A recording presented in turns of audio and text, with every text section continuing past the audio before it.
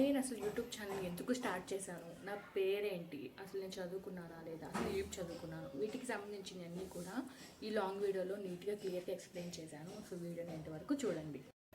Hello everyone, welcome back to my channel. Welcome to ఎన్జేటీ fashions అండి. So ఇప్పుడు ఈ వీడియోలో నా ఇంట్రొడక్షన్ ఇవ్వబోతున్నాను. సో నా గురించి ఎవరైనా డీటెయిల్గా తెలుసుకోవాలనుకుంటే వాళ్ళకి ఈ వీడియో కంపల్సరీగా యూజ్ అవుతుంది. సో ఇక్కడ నేను ప్రతి ఒక్కటి క్లియర్గా ఎక్స్ప్లెయిన్ చేస్తాను. నా పేరేంటి, నా ఊరేంటి, నేను యూట్యూబ్ ఛానల్ అసలు ఎందుకు స్టార్ట్ చేశాను ఏంటి అనేది. సో వీడియోని ఎండ్ వరకు ఖచ్చితంగా చూడండి, మీకు ఎంతో కొంత నా గురించి ఇన్ఫర్మేషన్ అయితే వస్తుంది.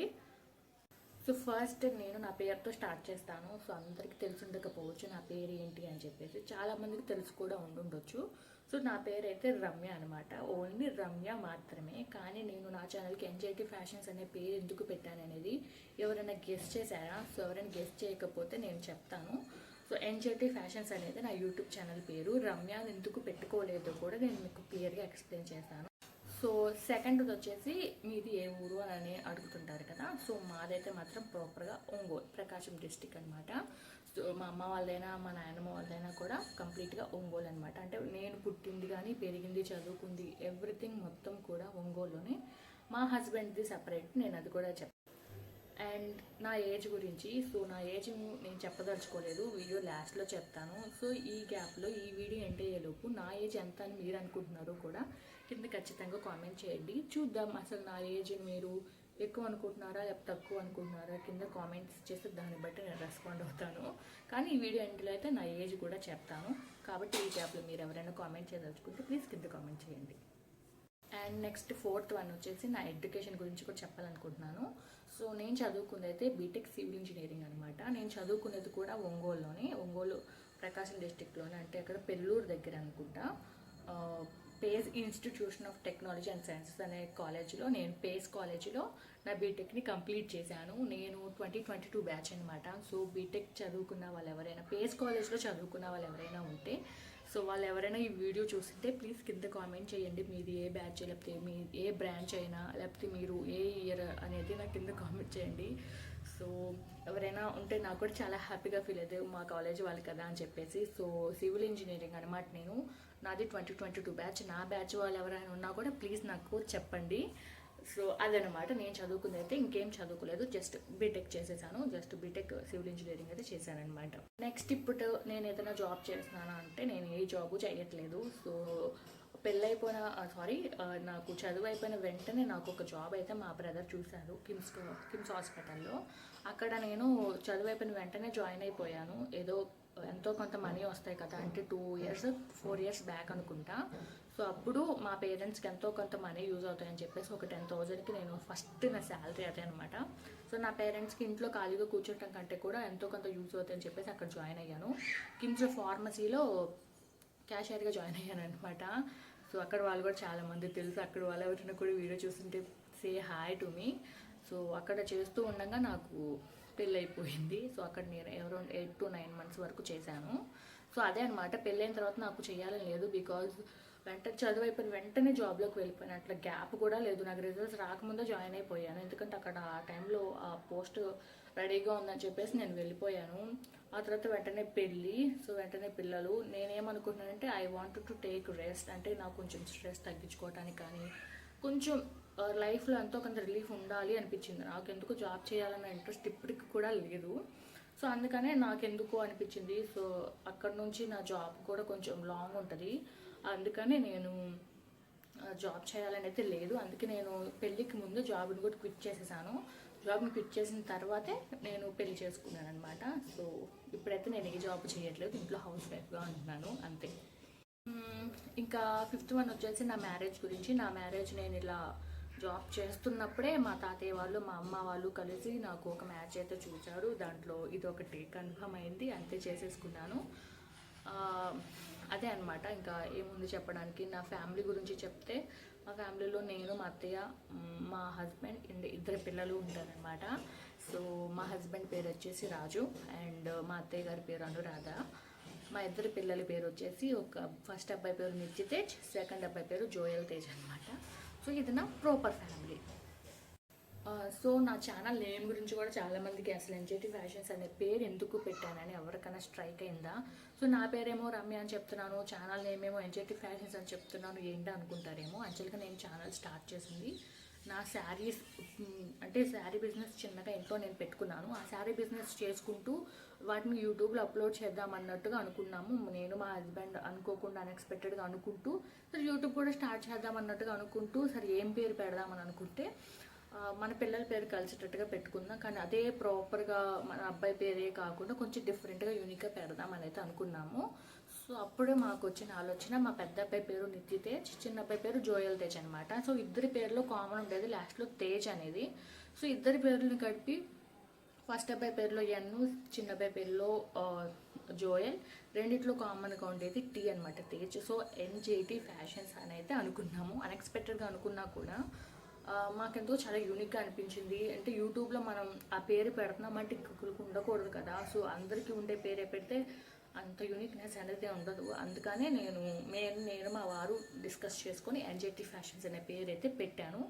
సో చాలాసార్లు మారుద్దాం అని అనుకున్నాను, కానీ నాకు ఫస్ట్ నేమ్ అదే పెట్టాను కాబట్టి నేను ఇంక దాన్ని మార్చదలుచుకోలేదు. ఫ్యూచర్లో ఏమైనా మారుస్తానేమో తెలీదు, కానీ ప్రస్తుతానికైతే ఎన్జేటీ ఫ్యాషన్సే.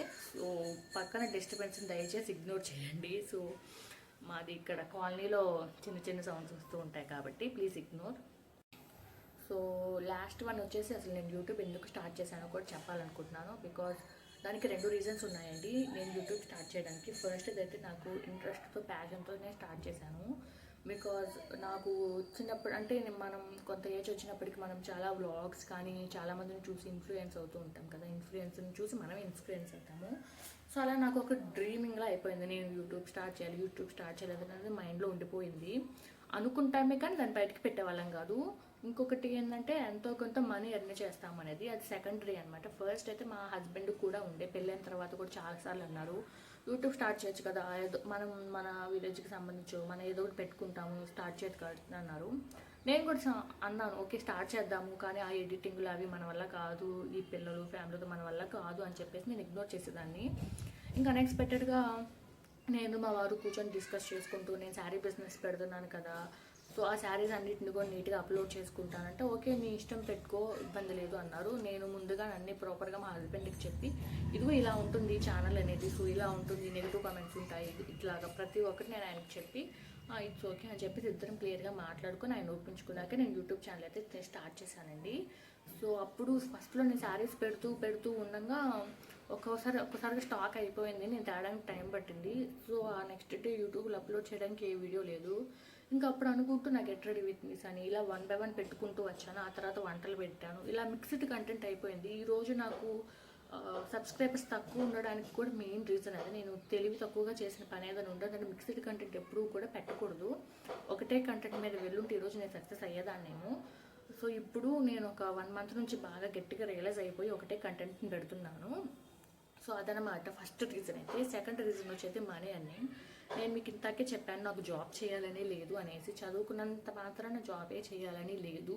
మన టాలెంట్ని ఏదో ఒక విధంగా యూజ్ చేసుకోవచ్చు. స్టిల్ ఈ రోజుకి నేను ఇన్ని పనులు చేసుకుంటున్నాను, శారీ బిజినెస్ కూడా ఉంది నాకు. సో నేను శారీస్ కూడా అమ్ముతున్నాను, అంటే ఇంటికి వచ్చి ఇంట్లోనే అమ్ముకుంటున్నాను, పిల్లల్ని చూసుకుంటూనే ఇన్ని పనులు చేసుకుంటూ శారీ బిజినెస్ చేసుకున్నాను. యూట్యూబ్ అనేది ఎంతో ఇష్టంతో స్టార్ట్ చేశాను. ఎంతో కొంత మనీ ఎర్న్ చేయొచ్చు నా ఫ్యామిలీకి. ఎంతో కొంత నాకు 5,000 వచ్చినా 10,000 వచ్చినా ఎంతో కొంత వచ్చినా అవి మా ఫ్యామిలీకి యూజ్ అవుతాయి కదా, నా హస్బెండ్ ఒకటే కష్టపడుతున్నాడు అని చెప్పేసి. అలానే నా హస్బెండ్ నన్ను చూసుకోవట్లేదు నువ్వు, లేకపోతే నా అవసరాలు తీర్చట్లేదు అనేది కాదు. సో పెళ్ళైన తర్వాత ఏదైనా కానీ మనం ఒకరిని అడగాలంటే ఇంత చదువుకొని మనకు 10 రూపాయలు కావాలన్నా కూడా హస్బెండ్ని అడగాల అన్న ఫీలింగ్ ఉంటుంది. సో ఐ థాట్ ఎందుకు అడగాలి, నా చదువు నాకు ఎందుకు ఉపయోగపడకపోవచ్చు, యూట్యూబ్ స్టార్ట్ చేద్దాం. ఇప్పుడు కాకపోతే 1 year తర్వాత సక్సెస్ అవుతాం కదా, లేకపోతే 2 years కనే సక్సెస్ అవుతాము. సో నేను కూడా సంపాదించాలి అన్న దాంతోనే యూట్యూబ్ కూడా స్టార్ట్ చేయడానికి సెకండ్ రీజన్ అనమాట. నేను చాలా గట్టిగా అనుకుంటున్నాను. సో చాలామంది అయితే చూస్తున్నారు కానీ సబ్స్క్రైబ్ చేసుకోవట్లేదు. సో మీకు కూడా కన్ఫ్యూజ్ అయ్యి ఉండొచ్చు, ఏంది అమ్మాయి ఫస్ట్ ఛానల్స్ పెట్టింది, తర్వాత ఇది పెట్టిన తర్వాత ఇది పెడుతుందని. సో నేను ఇప్పుడు క్లియర్గా చెప్తున్నాను, నా ఛానల్లో మీరు చూడొచ్చు డైలీ వ్లాగ్స్ కానివ్వండి, గెట్ రెడీ విత్ మిస్ కానివ్వండి, కిడ్స్ హౌస్ క్లీనింగ్, ఇలా నా ఫ్యామిలీకి సంబంధించిన ప్రతి ఒక్క వీడియోని నేను లాంగ్ వీడియోస్ షార్ట్స్గా అప్లోడ్ చేస్తూ ఉంటాను. సో ఎవరైనా ఇంట్రెస్టెడ్గా ఉంటే ప్లీజ్ నా ఛానల్ని సబ్స్క్రైబ్ చేసుకోండి. అంతే, అందుకోసమే అనమాట. సో యాజ్ ఏ ఉమెన్గా నేను కూడా ఎంతో కొంత సంపాదించాలి, ఉద్యోగమే చేసి సంపాదించాలని లేదు. ఫ్యూచర్లో నాకు ఏదైనా ఉద్యోగం వస్తే అది నాకు నచ్చితే నేను ఖచ్చితంగా చేస్తాను. అది చేసుకుంటూనే యూట్యూబ్ చూసుకుంటాను తప్ప యూట్యూబ్ మాత్రం వదిలే ప్రసక్తే లేదు. అది మాత్రం నేను గట్టిగా మైండ్లో పెట్టుకున్నాను. వన్స్ నేను స్టార్ట్ చేసిన తర్వాత సక్సెస్ అవ్వాలి. సో అది అందుకోసమే నేను యూట్యూబ్ స్టార్ట్ చేయడానికి మెయిన్ 2 రీజన్స్ అయితే మాత్రం ఇవే. లాస్ట్ బట్ నాట్ లీస్ట్లో నేను ఒకటి చెప్పాలనుకుంటున్నాను. సో యూట్యూబ్ స్టార్ట్ చేసిన తర్వాత నేను చాలా చూసాను. అంటే నాకు ఎలా స్టార్ట్ చేయాలి, ఎడిటింగ్ ఎలా చేయాలి అనేది ఏది కూడా నాకు తెలీదు. యూట్యూబ్ స్టార్ట్ చేయాలన్న ఆలోచన వచ్చిన తర్వాత ఇవన్నీ చూసాను. ఎడిటింగ్ నేర్చుకోవటం కానివ్వండి, ప్రతి ఒక్కటి కూడా నేను 1 by 1 నేర్చుకుంటూ వచ్చాను. సో నేను ఒక టెక్ ఛానల్ని ఫాలో అవుతూ కానివ్వండి, ఏది ఏమైనా కానీ నేను ప్రతి ఒక్కటి ఫాలో అవుతున్నాను. ఇప్పుడు ఒకవేళ నాకు ఉంది, నేను అసలు యూట్యూబ్లో నేను చూసిన స్ట్రగుల్స్ ఏంటి, నేను చేసిన మిస్టేక్స్ ఏంటి, ఈరోజు నాకు తక్కువ సబ్స్క్రైబర్స్ ఉండడానికి రీజన్ ఏంటో నేను కూడా ఎవరైనా కొత్తగా యూట్యూబ్ స్టార్ట్ చేసే వాళ్ళకి ఖచ్చితంగా యూజ్ అయ్యిద్ది. అలా నేను కూడా వీడియో చేయొచ్చు. కానీ ఏంటంటే ఎవరైనా సక్సెస్ అయినప్పుడు చెప్తేనే వాళ్ళకి వింటారు. నేను ఇంకా సక్సెస్ అవ్వలేదు, నేను చెప్తే ముందు నువ్వు సక్సెస్ అవ్వు తర్వాత నాకు చెప్పాలంటారు. అందుకని నేను హోల్డ్ చేసుకొని ఉన్నాను. ఖచ్చితంగా నేను కూడా ఎప్పటికప్పుడు సక్సెస్ అయినప్పుడు, నాకు కొంత సబ్స్క్రైబర్స్ వచ్చినప్పుడు, లేకపోతే మోనిటైజేషన్ అయినప్పుడు వీడియో చేసి చెప్తే నాకు కొంత కాన్ఫిడెన్స్ ఉంటుంది. చూసే వాళ్ళకు కూడా ఎస్ వీళ్ళు సక్సెస్ అయ్యి చూపించారు అని నన్ను ఒక మోటివేషన్ లాగా, లేకపోతే నా ఎక్స్పీరియన్స్ని వాళ్ళ ఎక్స్పీరియన్స్గా తీసుకుంటారనమాట. అందుకని నాకు ఉంది యూట్యూబ్ ఎలా స్టార్ట్ చేయాలి, స్టార్టింగ్లో ఉన్న వాళ్ళకి, ఎవరైనా స్టార్ట్ చేసే వాళ్ళకి కూడా యూజ్ అవుతుంది అని చెప్దాం నాకు ఉంది. బట్ కానీ వాళ్ళు రిసీవ్ చేసుకోవచ్చు. కొంతమంది చేసుకుంటారు, కొంతమంది చేసుకోరు. ఒక్కొక్కళ్ళ మైండ్ సెట్ ఒక్కొక్కలా ఉంటుంది. సో అందుకని నేను చెయ్యట్లేదు. సో నేను కూడా సక్సెస్ అయిన తర్వాతే నా యూట్యూబ్ జర్నీని నేను అప్పుడు షేర్ చేసుకుంటాను. సో అదనమాట. సో హోప్ఫుల్లీ మీరు ఎవరికైనా నిజంగా నా యూట్యూబ్ జర్నీ కావాలంటే, ఈ 6 months ఆఫ్ స్పాన్లో నేను ఎంత ఎక్స్పీరియన్స్ చేశాను, ప్రతి మిస్టేక్ని నేను ఎలా తెలుసుకున్నాను ఏంటి అనేది కూడా మీరు తెలుసుకోవాలంటే ప్లీజ్ కామెంట్ చేయండి. ఏదైనా చిన్న చిన్న డౌట్స్ ఉన్నా కూడా ఎక్స్ప్లెయిన్ చేస్తాను. సో అదనమాట. So last but not least నా ఏజ్ గురించి. సో ఏజ్ గురించి ఆల్మోస్ట్ అందరూ చెప్పొచ్చు, కొంతమంది చెప్పకపోవచ్చు. కొంతమంది తక్కువ చెప్తారు, కొంతమంది కావాలని ఎక్కువ చెప్పుకుంటారు. ప్రాపర్గా ఇప్పుడు నా ఏజ్ అయితే 25 years. నెక్స్ట్ మంత్కి 26 వస్తాయి. సో నేను పెద్ద ఆంటీని కాదు, పర్లేదు, మీడియం ఏజ్ అమ్మాయినే. సో అదనమాట. సో హోప్ఫుల్లీ ఈ వీడియోలో నాకు సంబంధించిన ప్రాపర్ డీటెయిల్స్ అన్నీ కూడా ఈ ఇంట్రొడక్షన్ వీడియోలో అన్నీ మీకు అర్థమయ్యేలా చెప్పానని అనుకుంటున్నాను. ఇంకా ఏమైనా డౌట్స్ ఉంటే ప్లీజ్ నాకు కింద ఖచ్చితంగా కామెంట్ చేయండి. నేను అనుకుంటున్నాను నా గురించి నేను ఇంట్రొడక్షన్ మంచిగా ఇచ్చాను అనుకుంటున్నాను. సో ఇంకా ఎవరైనా ఛానల్ని సబ్స్క్రైబ్ చేసుకోకపోతే ప్లీజ్ నాకు సపోర్ట్ చేయండి. ఖచ్చితంగా సబ్స్క్రైబ్ చేసుకోండి. నా ఛానల్కి ఒకసారి వెళ్ళి విజిట్ చేసి మీకు నచ్చితేనే సబ్స్క్రైబ్ చేసుకోండి. అండ్ నా ఛానల్లో మీకు చెప్పినట్టుగానే డైలీ వ్లాగ్స్ వస్తాయి. హౌస్ క్లీనింగ్ కానివ్వండి, నా పిల్లలకి సంబంధించినవి కానీ, నా డైలీ రొటీన్కి సంబంధించినవి కానీ, ఇది గెట్ రెడీ విత్ మీస్, ఇలా ప్రతి ఒక్కటి నా ఫ్యామిలీ గురించి ప్రతి ఒక్కటి కూడా ఇన్ డీటెయిల్గా నేను లాంగ్ వీడియోస్, షార్ట్ వీడియోస్ కూడా అప్లోడ్ చేస్తూ ఉంటాను. ఎవరైనా ఇంకా సబ్స్క్రైబ్ చేసుకోకుండా చూస్తే ఖచ్చితంగా సబ్స్క్రైబ్ చేసుకుని నాకు సపోర్ట్ చేయండి. అంతే. హోప్ఫుల్లీ ఈ వీడియోని మీరు ఎండ్ వరకు చూసుంటారు అనుకుంటున్నాను. వీడియోని ఎండ్ వరకు చూసిన ప్రతి ఒక్కరికి థ్యాంక్ యూ సో మచ్ అండి. ఇంకా ఎలాంటి వీడియోస్ కావాలి నా నుంచి, మీరు ఇంకా ఎలాంటి వీడియోస్ని ఎక్స్పెక్ట్ చేస్తున్నారో ప్లీజ్ కింద ఖచ్చితంగా కామెంట్ చేయండి. వీడియో నచ్చితే ఒక లైక్ ఇచ్చి సబ్స్క్రైబ్ కూడా చేసుకోండి. Thank you so much for watching అండి. Bye bye.